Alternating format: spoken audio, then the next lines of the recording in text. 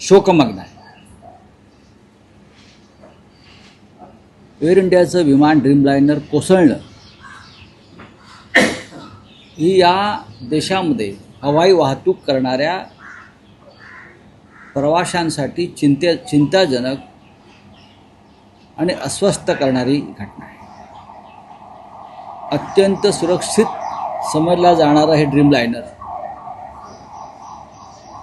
ते take off नंतर एका मिनिटाच्या आत कोसळतं आणि त्यातले एक प्रवासी वगळता 241 प्रवासी मृत्यू पावतात. हे विमान ज्या वैद्यकीय हॉस्टेलवर कोसळतं आहे त्यातले 24 डॉक्टर आणि 60च्या आसपास विद्यार्थी, मेडिकलचे विद्यार्थी मृत्यू पावतात. राख रांगोळी होते.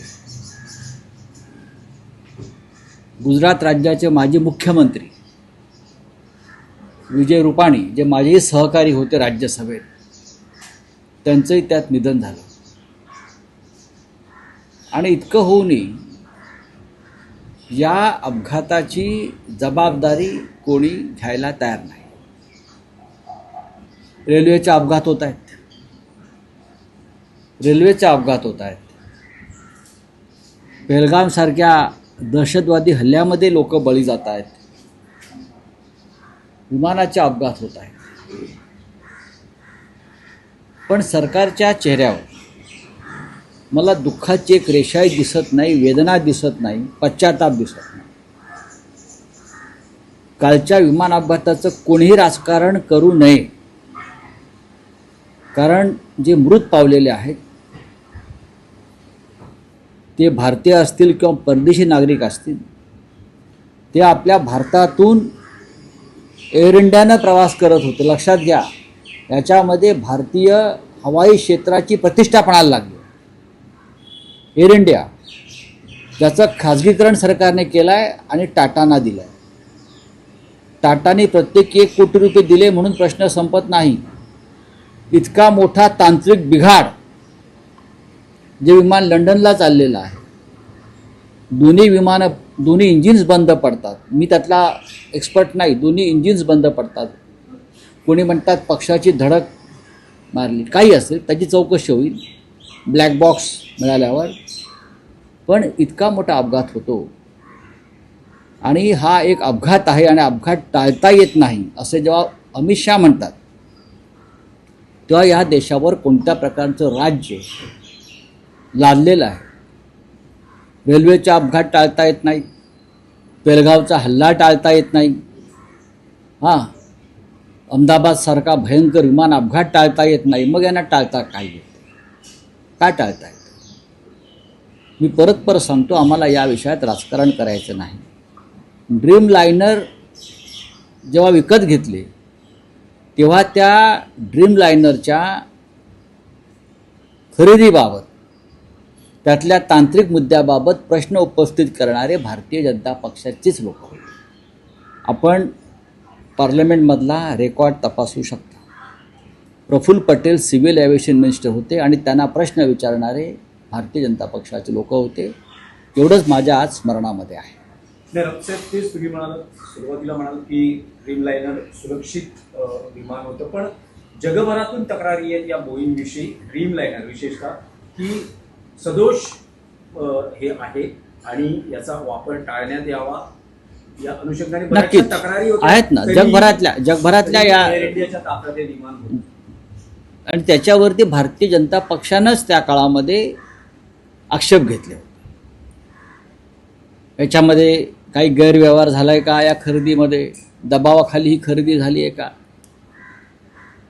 300पेक्षा जास्त लोकांचे प्राण त्यात गेलेत म्हणून आम्हाला चिंता वाटते आणि ही प्रश्न आम्हाला उपस्थित करावेसे वाटतात. 300पेक्षा जास्त. त्यात महाराष्ट्रातले 10 ते 15 लोक आहेत, प्रवासी आहेत, क्रू मेंबर्स आहेत. जबाबदारी कोण घेणार आहे? साधा प्रश्न आहे. याची जबाबदारी कोण घेणार आहे? जेव्हा अशा प्रकारचे अपघात UPAच्या राजवटीत होत होते तेव्हा भारतीय जनता पक्षाचे राष्ट्रीय अध्यक्ष किंवा भाजपचे विरोधी पक्षनेते हे त्या संबंधित मंत्र्यांचा राजीनामा मागत होते. आणि त्या वेळेला राजीनामे देण्यात आलेले आहेत. रेल्वेचा अपघात झाला तर माधवराव शिंदे यांनी राजीनामा दिला आहे. काँग्रेसमध्ये रेल्वे मंत्र्यांनी राजीनामा दिलेला आहे. आणि तुम्ही खुशाल बसलेला आहात, जागेवर जाताय, शूटिंग करताय, त्याचं चित्रण करताय. माणसं मेली आहेत त्या राखेवर तुम्ही पाय ठेवून चित्रण करता. या देशाचं दुर्दैव आहे की इतक्या अशा प्रकारचं एक उत्सवी राजाचं सरकार या देशामध्ये आलेलं आहे. रावसाहेब, तुम्ही असं म्हणतात की या दुर्घटनेवर राजकारण होता कामा नये, या मताचे तुम्ही आहात. तरी आता एक प्रश्न उपस्थित होतोय की एव्हिएशन मिनिस्टरचा राजीनामा घ्यावा का, किंवा त्या बाबतीत काय भूमिका घ्यावी? कारण विषय असा आहे की तेलुगू देसमकडे हे खातं आहे आणि जे काही NDAचं सरकार आहे, बहुमत नाही आणि अनेक पक्षांचा पाठिंबा आहे, त्यात तेलुगू देसमही आहे. तर अशा वेळेस हा राजीनामा घेण्यासंदर्भात चालढकल होऊ शकते किंवा 30 सेकंदामध्ये विमान कोसळत आहे. 30 सेकंदामध्ये ड्रीमलायनर कोसळत आहे, ज्यात 242 प्रवासी आहेत. 30 सेकंदामध्ये विमान कोसळत आहे. याचा अर्थ ते विमान उड्डाणासाठी तंत्रज्ञानी त्याला ओके केलेलं आहे. त्याशिवाय ते विमान उडणार नाही लंडनला जाण्यासाठी. तरीही 30 सेकंदामध्ये विमानाची दोन्ही इंजिन्स बंद पडतात. मग गडबड काय? याची चौकशी केली जाईल. चौकशीतून जे निष्पन्न होईल ते भविष्यात येईल. पण आता 242 आणि डॉक्टर्स आणि मेडिकलचे विद्यार्थी यांच्या मृत्यूची जबाबदारी कोण घेणार? हा एक अपघात होता असं अमित शहा म्हणतात आणि अपघात टाळता येत नाहीत असं जे सांगितलं जातं. तुम्हाला अपघात टाळता येत नाही आणि पहलगावचा हल्लासुद्धा टाळता येत नाही, मग तुम्ही सत्तेवरती कशा करता?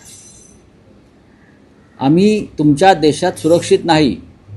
रेल्वे प्रवासी सुरक्षित नाहीत,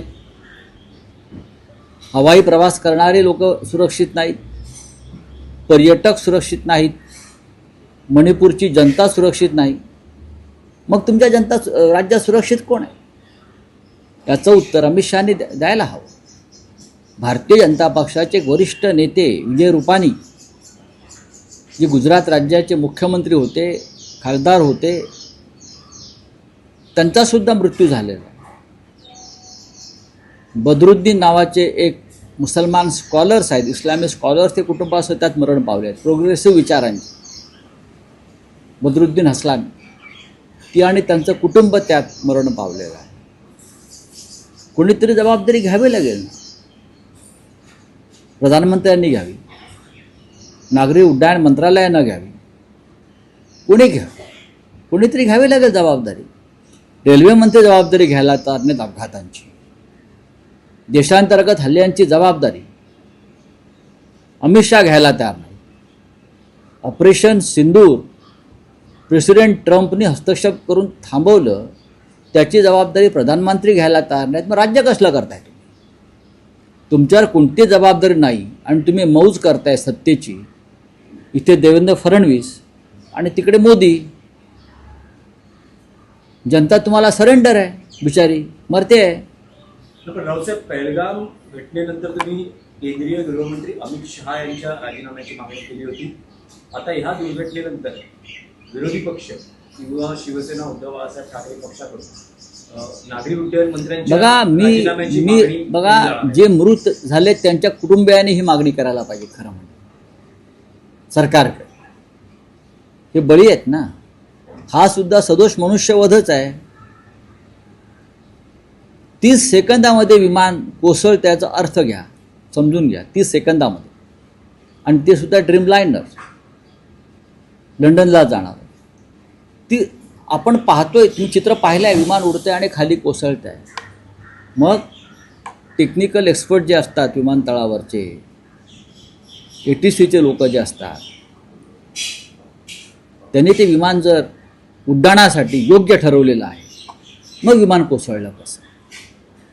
पंतप्रधानही आज पहाटे म्हणजे सकाळी पोहोचले आहेत. पंतप्रधानांकडून घटनास्थळाची पाहणी, ते फोटो वगैरे आलेले आहेत, आम्ही पाहिलं होते. फोटो व्हिडिओ वगैरे नेहमीप्रमाणे आलेले आहेत. संवाद, होय, हॉस्पिटलला जाऊन वगैरे आहे, ठीक आहे. सुरुवात आहे. अमित शहा घटनास्थळी आहे. पंतप्रधान त्यांची संवेदना व्यक्त करतात. बघा, संवेदना व्यक्त करणं आणि जबाबदारी घेण्यात फरक आहे. संवेदना माननीय उद्धव ठाकरे साहेबांनी काल सगळ्यात आधी व्यक्त केले. आदित्य ठाकरे यांचा वाढदिवस होता, त्यांनी वाढदिवसाचा कार्यक्रम रद्द केला. मन, हृदय, संवेदना आम्हाला सुद्धा आहेत ना, म्हणून तर आम्ही हे सगळं करतो आहोत. आणि आमचंही हृदय जळतं आहे ना. 241 अधिक डॉक्टर्स आणि वैद्यकीय विद्यार्थी यांच्या मृत्यूनंतर महाराष्ट्र हळहळतो आहे. महाराष्ट्र का अख्खा देश हळहळतो आहे. ते गुजरातला झालं म्हणून आम्हाला दुःख नाही असं नाही. गुजरात आमचंच आहे, आमचेच बांधव आहेत ते. विजय रुपानी आणि आमचे व्यक्तिगत संबंध फार उत्तम होते. दिल्लीमध्ये ते माझ्या शेजारी राहायचे. त्यांच्या पत्नी कोकणातल्याच आहेत. आम्ही म्हणजे फार चांगले संबंध होते त्यांचे आणि माझे, विजयभाईंचे. फार सज्जन माणूस होता. आम्हाला दुःख आहे ना, हे जे बदरुद्दीन आणि त्यांचं कुटुंबीय वारलं, मी त्यांना ओळखत होतो. इस्लामिक स्कॉलर्स आहेत, फार मोठं काम केलं आहे त्यांनी मुसलमानांच्या जीवनात सुधारणा आणण्यासाठी. असे अनेक लोक आहेत. हे जे कॅप्टन सबरवाल आहेत ते आमच्या पवईचे आहेत. कॅप्टन सबरवाल पवईचे आहेत.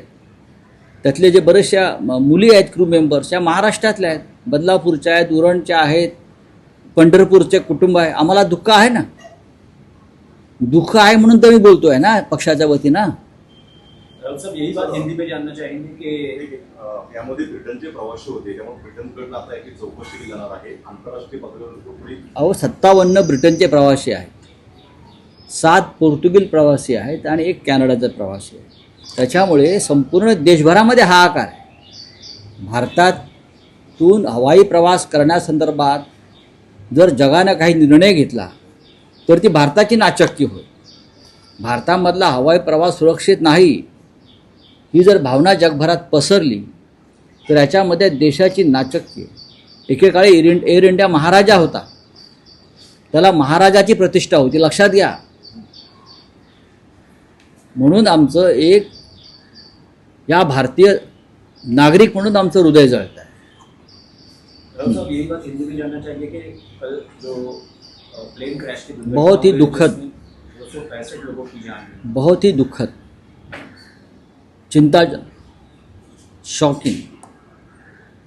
30 सेकंड में एक ड्रीम लाइनर, सबसे सुरक्षित हवाई जहाज़ इस विश्व का माना जाता है, वो हमारे आँख के सामने उसका टेक ऑफ होता है और हमारे आँख के सामने क्रैश होता है. टेक ऑफ और क्रैश में 30 सेकंड का सिर्फ अंतर है, वो हम देखते हैं. मेडिकल स्टूडेंट की जो इमारत है उसके ऊपर वो गिरता है. 24 डॉक्टर और 60 से ज़्यादा डॉक्टर बनने वाले बच्चे, वहाँ उनकी जान चली जाती है. 300 से ज़्यादा लोगों की जानें चली गई. क्या उसके लिए कोई जिम्मेदार है या नहीं? क्या सिर्फ एक्सीडेंट है इसलिए छोड़ देंगे? देश के गृह मंत्री कल घटनास्थल पर गए, बाद में कहा कि ये एक्सीडेंट है और एक्सीडेंट टाल नहीं सकते, ये उनका बयान है. ये सरकार जो बैठी है वो एक्सीडेंट टालने के लिए भी बैठी है, लोगों की जानें बचाने के लिए बैठी है, पहलगाम जैसे हमले रोकने के लिए बैठी है. ये सरकार की जिम्मेदारी है. रेलवे के एक्सीडेंट होते हैं तो एक्सीडेंट है, उसकी जिम्मेदारी कोई नहीं लेता है. मणिपुर में दंगे चल रहे हैं, वहाँ लोग मरते हैं, उनकी जिम्मेदारी कोई नहीं लेगा. अहमदाबाद जैसे हवाई हादसे होते हैं जहाँ 300 लोग मरते हैं, वो भी एक्सीडेंट बोलकर छोड़ देते हैं. पहलगाम का हमला, वहाँ जो सिंदूर उजाड़ दिया हमारे महिलाओं का, वो छोड़ देते हैं. तो सरकार क्यों बैठी है? सरकार की जिम्मेदारी क्या है? एक्सीडेंट है, हमला है, ये कब तक चलेगा? आप बताइए. कल अहमदाबाद में जो एयर क्रैश हुआ है, प्लेन क्रैश हुआ है ड्रीम लाइनर का, उसकी जिम्मेदारी किसी को तो लेनी पड़ेगी. 30 सेकंड में हमारे सामने जहाज़ उड़ता है, टेक ऑफ होता है और नीचे आता है. दोनों इंजन एक तो बंद हो गए या और कुछ हुआ अंदर. तो क्या है वो? आप उस बारे में आप बोलेंगे नहीं, इंक्वायरी होगी, ज़रूर होगी, सामने सच सामने नहीं आएगा. लेकिन भारतीय जनता पार्टी ने जब ये ड्रीमलाइनर का डील हुआ था यूपीए सरकार में, तो सवाल खड़े करने वाली ये भारतीय जनता पार्टी थी। आप रिकॉर्ड देखिए पार्लियामेंट का, सवाल पूछने वाली भारतीय जनता पार्टी रही कि यहाँ कुछ गड़बड़ है। तो अब गड़बड़ खत्म हो गई, क्या है?